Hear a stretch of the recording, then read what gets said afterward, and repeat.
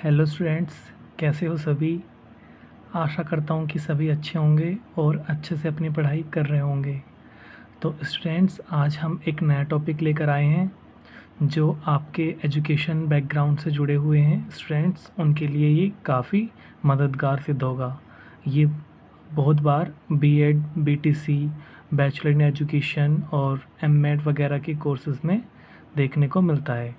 तो स्टार्ट करते हैं आज नया टॉपिक है हमारा विश्वविद्यालयी शिक्षा का निजीकरण, प्राइवेटाइजेशन ऑफ यूनिवर्सिटी एजुकेशन। यहाँ पर हम देखेंगे कि जो यूनिवर्सिटीज़ हैं उनको यदि प्राइवेट कर दिया जाए, गवर्नमेंट यूनिवर्सिटीज़ को भी, या प्राइवेट यूनिवर्सिटीज़ की जो नंबर्स जो है उसको बढ़ा दिया जाए तो इससे क्या होगा। तो करते हैं डिस्कस। सबसे पहले यहाँ पर होगी भूमिका। यहाँ पर हमें थोड़ा सा इंट्रो देना है और मैंने जैसे आपको बताया हुआ है कि इंट्रोडक्शन हम जब पूरा टॉपिक पढ़ते हैं तो हमें खुद ही पता चल जाता है, जिसमें हमें 3 से 4 लाइनें यहाँ पर लिखनी होती है। तो बढ़ते हैं नेक्स्ट पॉइंट पर। सबसे पहले यहाँ पर है निजीकरण का अर्थ। तो हम सबसे पहले प्राइवेटाइजेशन का मीनिंग यहाँ पर देखते हैं। निजीकरण का शाब्दिक अर्थ है व्यक्तिगत करना या निजी करना। तो यहाँ पर किसी भी चीज़ को यदि प्राइवेट कर दिया जाए तो वही प्राइवेटाइजेशन कहलाता है, सीधा सा इसका अर्थ है। आगे देखते हैं। किसी क्षेत्र या उद्योग का संचालन सरकारी हाथों से हटाकर निजी लोगों के हाथों में दे देना ही निजीकरण कहलाता है। ये एकदम इसका सीधा अर्थ है कि जो भी, चाहे वो उद्योग हो या कोई सरकारी संस्था हो, किसी भी तरह की संस्था हो, यदि सरकार का स्वामित्व यानी ओनरशिप उस पर से हटा दी जाए और उसे निजी लोगों के हाथों में उनके खुद के बल पर चलाने के लिए किसी भी संस्था या उद्योग को दे देना, तो वो निजीकरण कहलाता है। ठीक उसी तरह से ही शिक्षा का भी निजीकरण होता है। तो यहाँ पर नेक्स्ट पॉइंट देखते हैं हम। शिक्षा के क्षेत्र में निजीकरण किस तरह से होता है। तो शैक्षिक संस्थाओं की संचालन संबंधी जिम्मेदारी सरकारी कर्मियों के हाथों से हटाकर निजी लोगों के हाथों में देना शिक्षा का निजीकरण कहलाता है। बिल्कुल वैसे ही यदि कोई गवर्नमेंट यूनिवर्सिटी है या गवर्नमेंट कॉलेज है तो वहाँ गवर्नमेंट का जो हिस्सा है वहाँ गवर्नमेंट को हटाकर किसी व्यक्ति को खुद ब खुद चलाने के लिए वो संस्था या तो व्यक्ति के द्वारा बनाई जाए या फिर सरकारी हाथों से व्यक्ति को सौंपी जाए। तो इस तरह से शिक्षा के क्षेत्र में भी निजीकरण होता है। नेक्स्ट हम देखते हैं। दूसरे शब्दों में, जब राज्य के किसी उत्पादन स्रोत अथवा सार्वजनिक कार्य क्षेत्र पर जनता अर्थात निजी संस्थाओं का आधिपत्य या स्वामित्व मतलब ओनरशिप होती है और वे उसके नियंत्रण में होते हैं, तो इसे अर्थशास्त्र की भाषा में उस उत्पादन स्रोत या उस सार्वजनिक कार्य क्षेत्र का निजीकरण कहते हैं।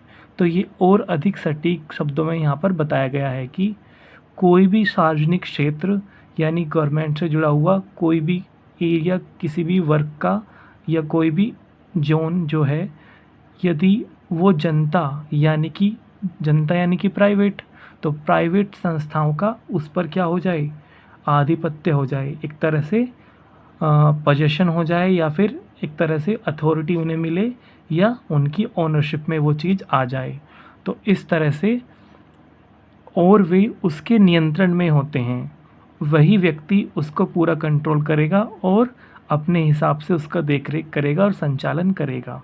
तो अर्थशास्त्र में इसी तरह की बात को हम निजीकरण के रूप में देखते हैं। वहीं यदि आगे बात करें हम, पॉइंट नंबर 4 है हमारा विश्वविद्यालय शिक्षा के निजीकरण की आवश्यकता, कि कौन से ऐसे कारण हैं जिसके कारण विश्वविद्यालय शिक्षा के निजीकरण की आवश्यकता होती है।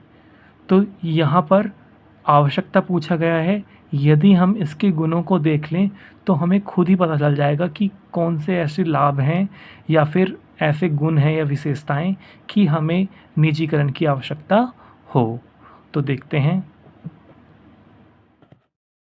स्टूडेंट्स, यहाँ पर हम सबसे पहले शिक्षा के निजीकरण के गुणों यानी कि उसकी विशेषताएं को देखते हैं।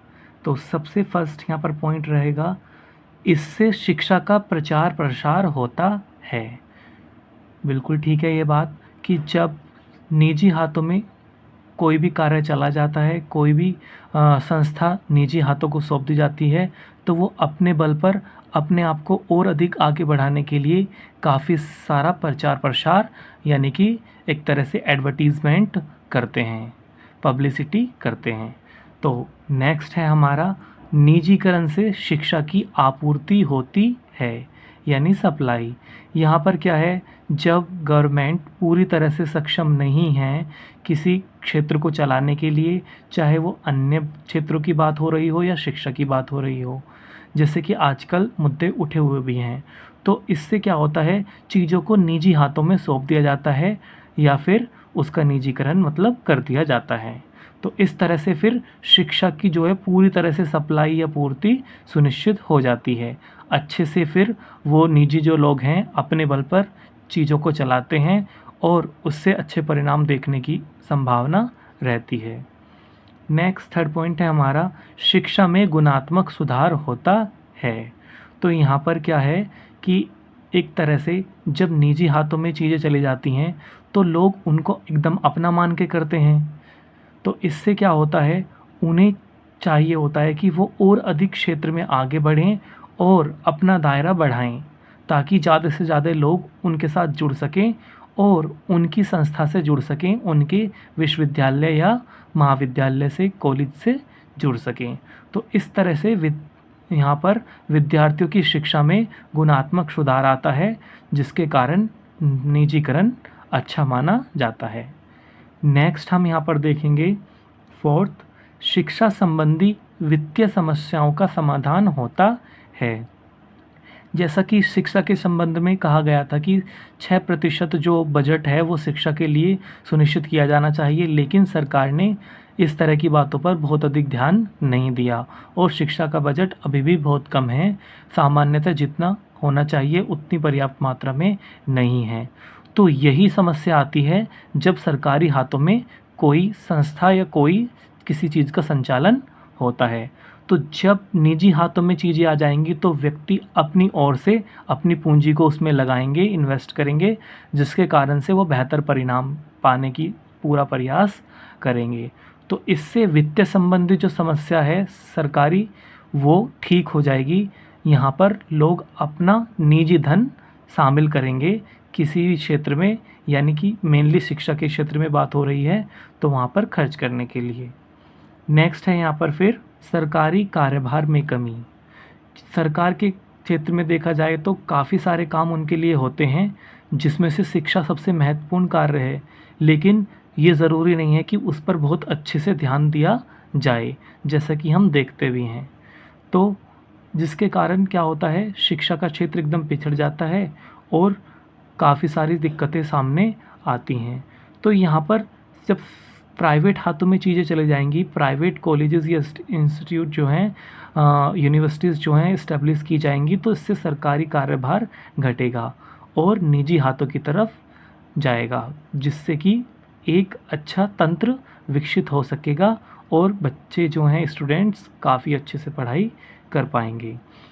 नेक्स्ट है फिर 6 पॉइंट, शिक्षकों की योग्यता का समुचित प्रयोग होता है।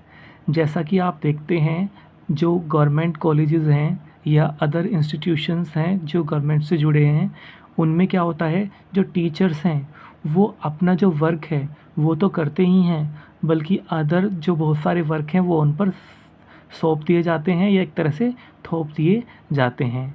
जैसे कि हम देखते हैं वोटिंग में उनकी ड्यूटी अरेंज की जाती है और साथ ही साथ जैसे जनगणना अब हो रही है तो उसमें भी उनकी जो ड्यूटी लगाई गई है। उसी तरह से बहुत सारी और भी चीज़ें, जागरूकता कार्यक्रम इत्यादि में उन्हें संलग्न कर दिया जाता है, जिसके कारण से जिस कार्य के लिए वो नियुक्त किए गए थे उसमें अपनी पूरी बेहतर योग्यता साबित नहीं कर पाते हैं या उनकी योग्यताओं का बेहतर प्रयोग नहीं हो पाता है, जो भी एक समस्या के रूप में दिखता है। लेकिन निजीकरण इस समस्या को दूर करता है।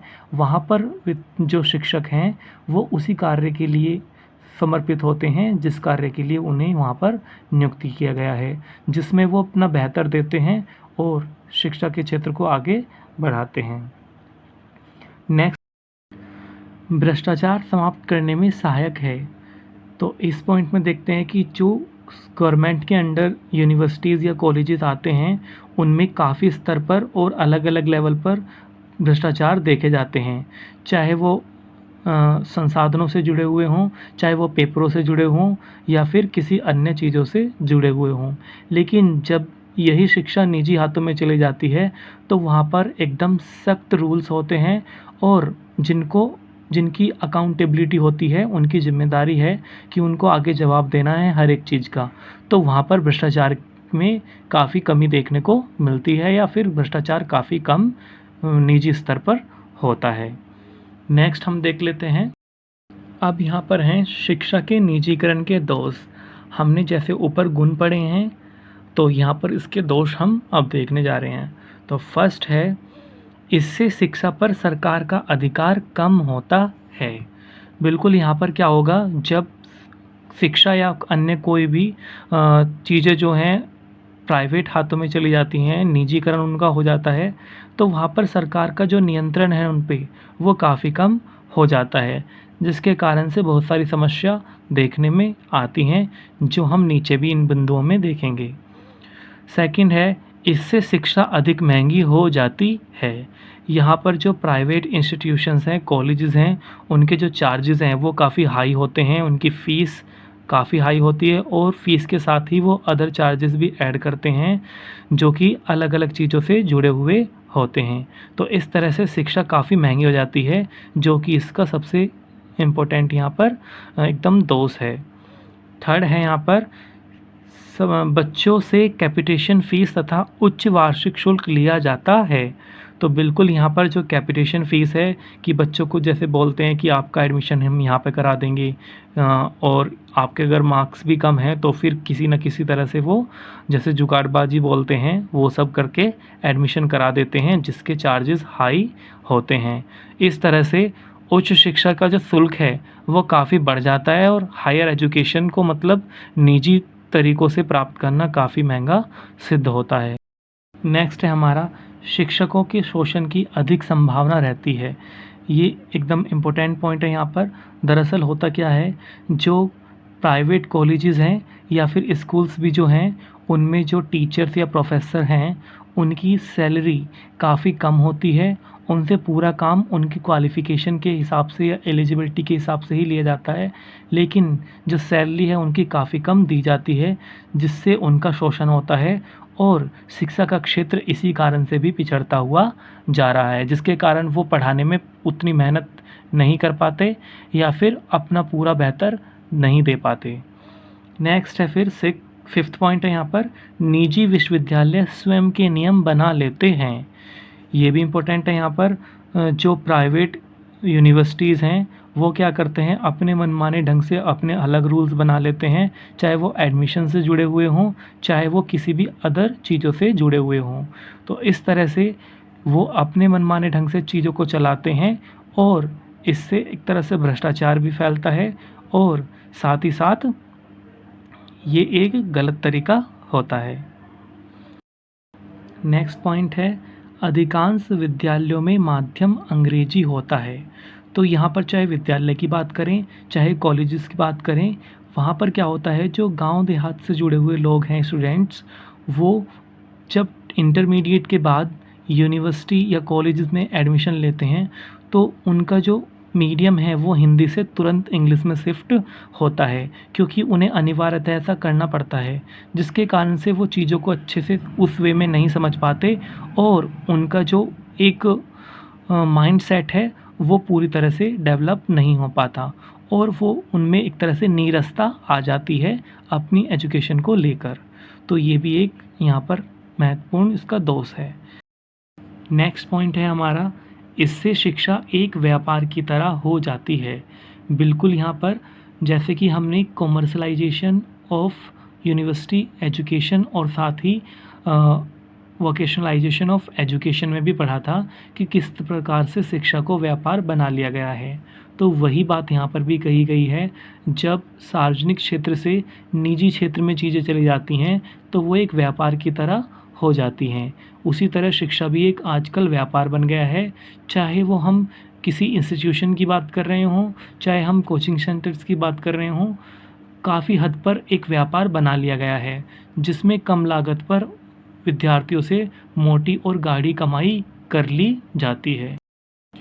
तो स्टूडेंट्स, हमने यहाँ पर शिक्षा के निजीकरण के गुण और साथ ही उसके दोषों को अच्छे से कवर किया है। आशा करता हूँ कि आपको ये अच्छे से समझ आया होगा, और यदि समझ आया हो या कोई सुझाव हो तो हमें कमेंट में ज़रूर बताया करें, और वीडियो को लाइक और सब्सक्राइब कर दिया करें। धन्यवाद।